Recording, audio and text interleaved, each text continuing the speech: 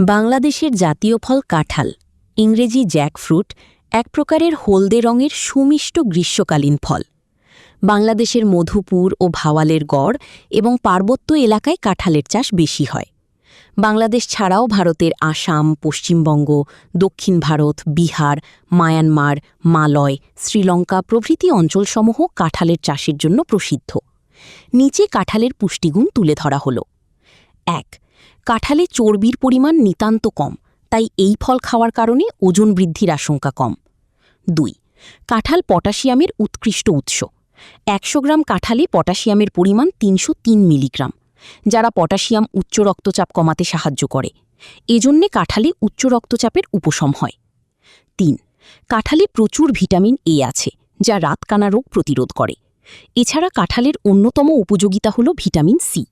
প্রাকৃতিকভাবে মানবদেহে vitamin C তৈরি হয় না। রোগ প্রতিরোধ ক্ষমতা বৃদ্ধির পাশাপাশি দাঁতের মাড়িকে শক্তিশালী করে ভিটামিন সি। ৪.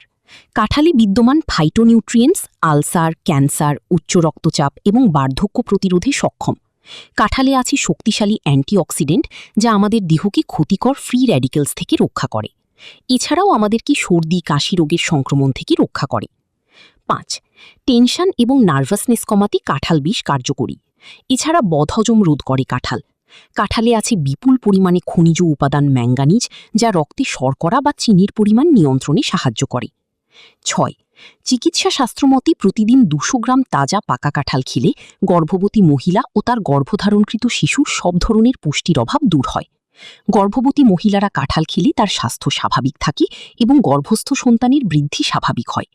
দুগ্ধদানকারী মা তাজা পাকা কাঁঠাল খেলে দুধের পরিমাণ বৃদ্ধি পায়। সূত্র উইকিপিডিয়া।